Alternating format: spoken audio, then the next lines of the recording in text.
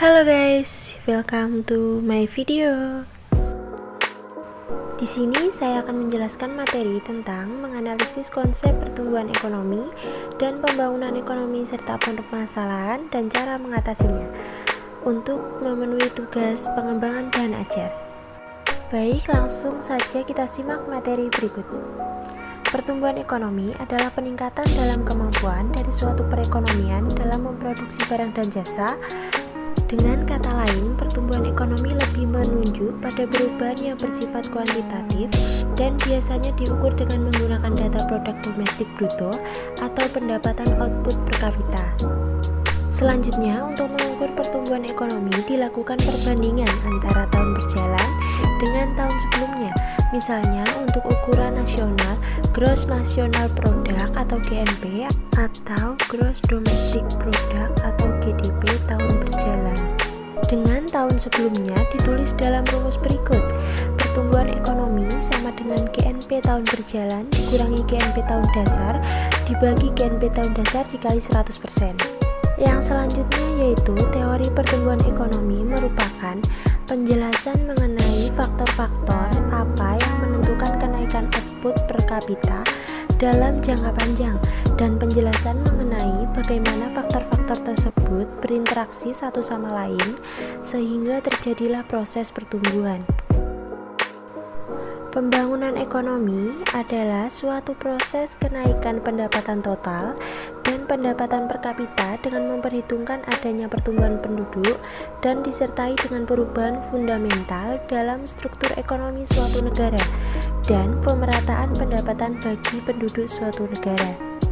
Oke, selanjutnya yang dimaksud dengan perencanaan pembangunan ekonomi daerah adalah upaya untuk merencanakan penggunaan sumber daya publik yang tersedia di suatu wilayah menjadi lebih dari sebelumnya melalui perbaikan kapasitas sektor swasta dan menciptakan nilai sumber daya secara bertanggung jawab.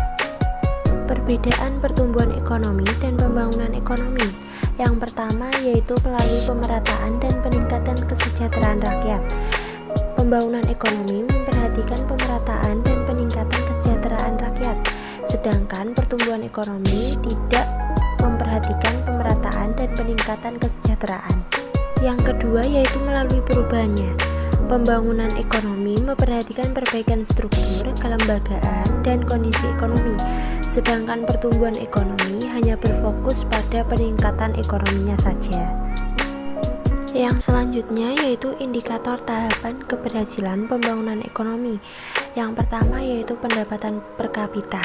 Pendapatan per kapita baik dalam ukuran GNP maupun PDB merupakan salah satu indikator makroekonomi yang telah lama digunakan untuk mengukur pertumbuhan ekonomi. Yang kedua yaitu struktur ekonomi. Telah menjadi asumsi bahwa peningkatan pendapatan per kapita akan mencerminkan transformasi struktural dalam bidang ekonomi dan kelas-kelas sosial. Dengan adanya perkembangan ekonomi dan peningkatan per kapita, kontribusi sektor manufaktur atau industri dan jasa terhadap pendapatan nasional akan meningkat terus. Ketiga yaitu urbanisasi. Urbanisasi dapat diartikan sebagai meningkatnya proporsi penduduk yang bermukim di wilayah perkotaan dibandingkan dengan di pedesaan. Urasi dikatakan tidak terjadi apabila pertumbuhan penduduk di wilayah urban sama dengan 0. Yang keempat adalah angka tabungan. Yang kelima, indeks kualitas hidup. Indeks kualitas hidup ini digunakan untuk mengukur kesejahteraan dan kemakmuran masyarakat. Indeks makroekonomi tidak dapat memberikan gambaran tentang kesejahteraan masyarakat dalam mengukur keberhasilan ekonomi. Misalnya, pendapatan nasional sebuah bangsa dapat tumbuh terus tetapi tanpa diikuti oleh peningkatan kesejahteraan sosial. Indeks kualitas hidup ini dihitung berdasarkan kepada yang pertama yaitu angka rata-rata harapan hidup pada umur 1 tahun, yang kedua yaitu angka kematian bayi, dan yang terakhir angka melek huruf. Dan yang terakhir yaitu indeks pembangunan manusia atau Human Development Index.